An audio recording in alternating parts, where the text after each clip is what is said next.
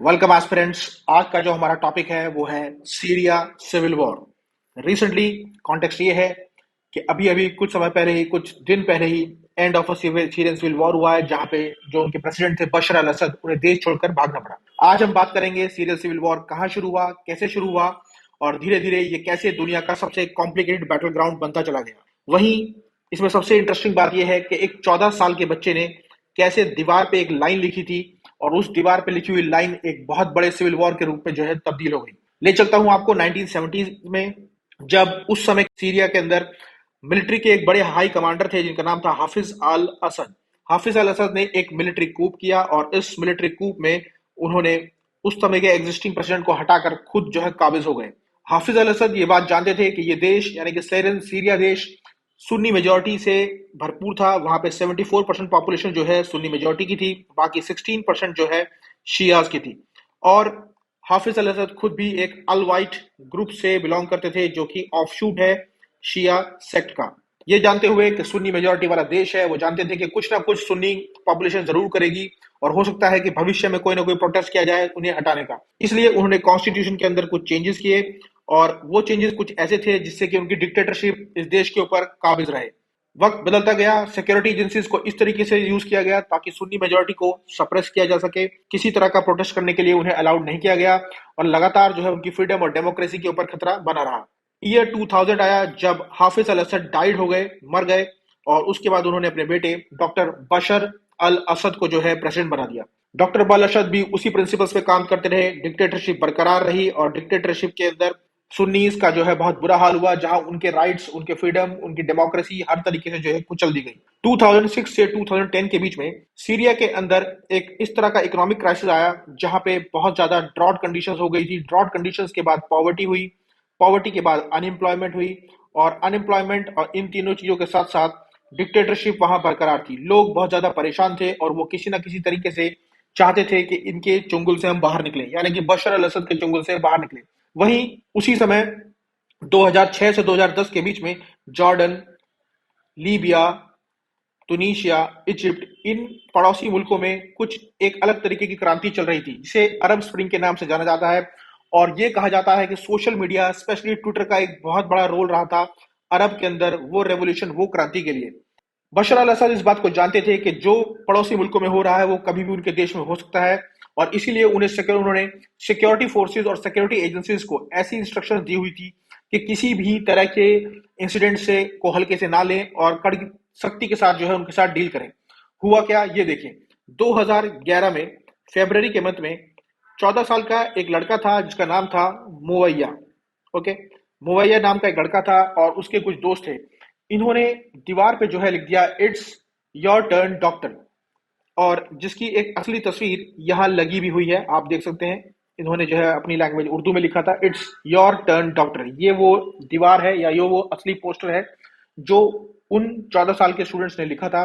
और उसके बाद इन लोगों को अरेस्ट कर लिया गया। लगभग 14 से 15 स्टूडेंट्स को अरेस्ट कर बुरी तरह से हाई डिग्री टॉर्चर किया गया, और हाई डिग्री टॉर्चर करने के बाद लगभग लगभग 20 शहरों में, 20 सिटीज में जो है बहुत ही मैसिव प्रोटेस्ट हुआ, क्योंकि इनका टॉर्चर कुछ इस तरीके से किया गया था जिसे देखना भी जो है बहुत मुश्किल था, जिसे डिस्क्राइब करना बहुत मुश्किल है। बताया जाता है कि इनके नाखूनों को उखाड़ लिया गया, इन्हें इस तरह का टॉर्चर किया गया कि इनको पानी में डालकर लगातार करंट दिए गए, और ये उस हालत में थे कि कई महीनों तक ये चल भी ना सके। लगभग 20 सिटीज में जो है इनके खिलाफ प्रोटेस्ट हुआ, बशर अल असद और उसकी सिक्योरिटी एजेंसीज के अगेंस्ट में। इस पर भी बड़ी सख्ती के साथ जो है बशर अल असद ने डील किया। बुलेट्स जो है फायर किए गए सिविलियन पॉपुलेशन के ऊपर, उनके ऊपर जो है टैंक्स भी जो है यहाँ तक कि सड़कों पर आ गए।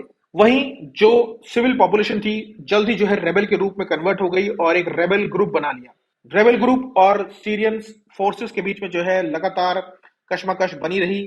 सीरियंस जो है, रेबल ग्रुप जो है आपका आर्मी के ऊपर अटैक करता रहा, आर्मी जो है रिटालिएट किया स्ट्रांगली, बुलेट चलाई, और बहुत से लोग जो है मारे गए। वहीं कुछ समय के बाद ऐसा हुआ कि बहुत सारे जो साइरिया की जो आर्मी में वो थे, बड़े अफसर थे, उन्होंने जो है ये मना कर दिया कि हम सिविलियन के ऊपर किसी भी तरीके से गोली नहीं चलाएंगे, और उन्होंने एक सेपरेट ग्रुप बना लिया और बनाया फ्री सीरियन आर्मी।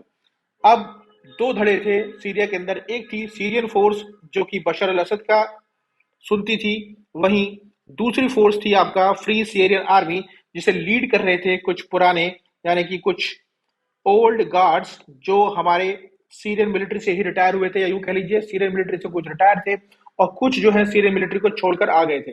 इन दोनों के बीच में जो है फेस ऑफ और स्टैंड ऑफ चल रहा था, जो लगातार आप देख रहे थे।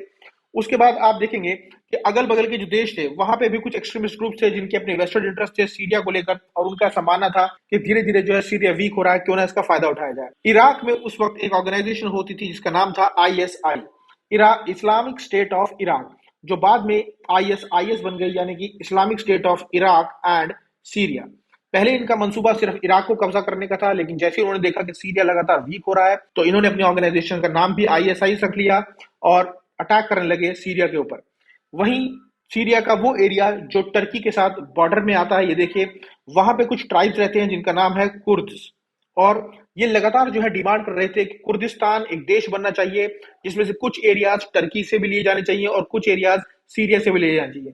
इन्होंने भी मौके का फायदा उठाया और मौके का फायदा उठाकर इन्होंने भी जो है अटैक लॉन्च कर दिया सीरियन फोर्सेस के ऊपर।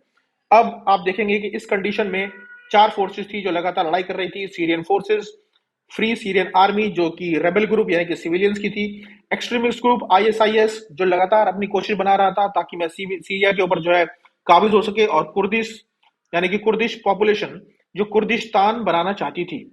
ये सब जो है वर्ल्ड की सभी पॉलिटिकल पावर, सुपर पावर देख रही थी और वो भी सही समय पर अपनी एंट्री के लिए तैयार थी। इसी वक्त आप जानते हैं कि सऊदी अरेबिया और कतार, जिसके अंदर मैक्सिमम जो है सुन्नी पॉपुलेशन है और सुन्नी पॉपुलेशन को ही वो सपोर्ट करते हैं, वो भी जो है लगातार सपोर्ट कर रही थी रेबल ग्रुप्स को, और उन्होंने जो है इनको वेपन सप्लाई किए और जो भी इनको एड चाहिए थी वो सारी एड जो है इन ग्रुप्स ने आपको इनको सप्लाई की। इसी चीज को देखते हुए रशिया रशिया जो है सपोर्ट में आया बशर अल असद के, क्योंकि रशिया के जो है अपने एक स्ट्रैटेजिक वेस्टेड इंटरेस्ट थे सीरिया के साथ, और रशिया और सीरिया का जो कॉम्बिनेशन था वो पहले से ही जग जाहिर था। रशिया, सीरिया, इनके साथ एक और ग्रुप आया जिसका नाम था हेजबोल्ला। हेजबोल्ला भी जो है एक शिया सेक्ट मिलिटेंट ऑर्गेनाइजेशन है जो लगातार जो है रशिया और सीरिया के जो है संपर्क बनाए हुई है, क्योंकि उनको भी सपोर्ट चाहिए, क्योंकि उनकी लड़ाई अक्सर रहती है आपका इसराइल के साथ।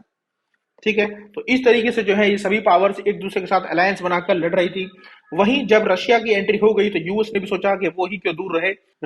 यूएस ने CIA भी एक दिया, जिसने कहा कि आपको जो है ट्रेनिंग प्रोवाइड करनी होगी उन रेबल्स को जो कि फ्री साइरियन आर्मी के बैनर के नीचे लड़ रहे हैं और कोशिश कर रहे हैं बशर अल असद को हटाने की।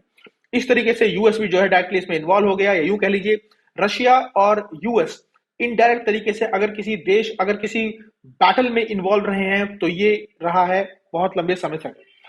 ओके, तो इस तरीके से लड़ाई चलती रही और इस बीच जो है मैं बताऊंगा कि कुछ बहुत सारे राइगरस स्टेप्स भी लिए बशर अल असद ने, जैसे कि सरीन गैस जो है छोड़ दी गई रेबल ग्रुप्स के ऊपर। वो लोग जो प्रोटेस्ट कर रहे थे या जो सरकार के साथ लड़ रहे थे, इनफैक्ट इसके लिए जो है ह्यूमन राइट्स एजेंसी और एमनेस्टी इंटरनेशनल दोनों ने ही इसको बहुत क्रिटिसाइज भी किया।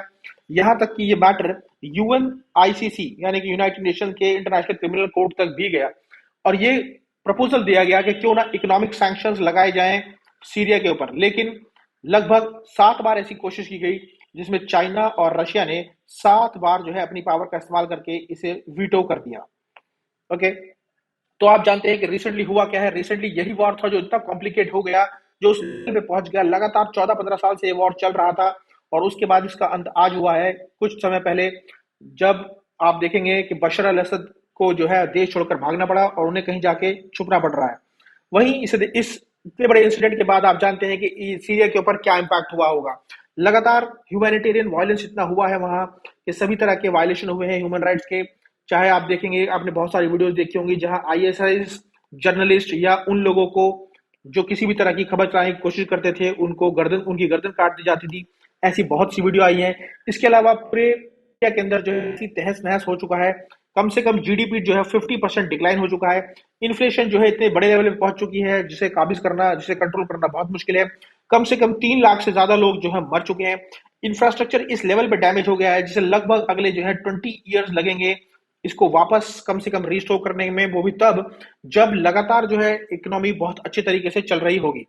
तो और इसके अलावा बीच बीच में खबरें आती रही जहां कम से कम 2.5 लाख पीपल माइग्रेट हुए थे आपका जर्मनी या दूसरी यूरोपियन कंट्रीज में, और जिसके बाद आप देखेंगे जिस रेफ्यूजी क्राइसिस को जर्मनी ने सपोर्ट किया था और जिसकी वजह से ब्रिटिश यानी कि ब्रिटेन जो है एग्जिट कर गया था यूरोपियन यूनियन से, वो सब जो है यही इसी वजह से हुआ था। इसके अलावा मैं ये कहना चाहूंगा, इंडिया के कॉन्टेक्स्ट में अगर आप बात करेंगे या इंडिया के कॉन्टेक्स्ट में अगर आप समझना चाहें, देखिए इंडिया ने जो है बहुत मैसिव इन्वेस्टमेंट करी है सीरिया को लेके, और स्पेशली ह्यूमैनिटेरियन क्राइसिस को कम करने के लिए बहुत ह्यूमैनिटेरियन एड दिया है, चाहे वो फूड की फॉर्म में हो या दूसरी चीजों की तरह। वहीं सीरिया जो है इंडिया का एक हिस्टोरिकल और कल्चरल टाइज को जो है प्रमोट करता रहा है। सीरिया एक ऐसी कंट्री रही है जो इंडिया के नॉन अलाइन मूवमेंट में भी विश्वास रखती है। वहीं इंडिया का जो 370 का आर्टिकल है कश्मीर वाला, उसके एब्रोगेशन में भी सीरिया ने इंडिया को सपोर्ट किया था। वहीं अभी के समय में जो सबसे बड़ी मुश्किलात इंडिया के लिए है वो ये है कि वो अपनी सेफ्टी और सिक्योरिटी चाहते हैं अपने सिटीजन्स की, ताकि उन्हें किसी भी तरह का जान या माल की कोई हानि ना हो। लास्ट में मैं ये कहना चाहूंगा कि एक और ऑर्गेनाइजेशन है ओएनजीसी, यानी कि oil and natural gas corporation, जो कि वहां काम कर रही है और एक्सप्लोर कर रही है, एक्सट्रैक्ट कर रही है ऑयल एंड गैस के लिए। हो सकता है कि उसके काम पर भी आने वाले समय में जो है बहुत बड़ा इम्पैक्ट पड़े। तो इस तरीके से ये एक जियोपॉलिटिकल रिपरकशंस होंगी इसकी बहुत सारी, जिसके ऊपर का इफेक्ट इंडिया के ऊपर भी होगा। तो आने वाले समय में देखा जाएगा कि एग्जैक्टली होता है क्या। अभी के लिए इतनी ही खबर है। इस तरह की इंफॉर्मेटिव इंफॉर्मेशन जानने के लिए लाइक कीजिए, शेयर कीजिए और सब्सक्राइब कीजिए हमारे चैनल को। Till then, good bye.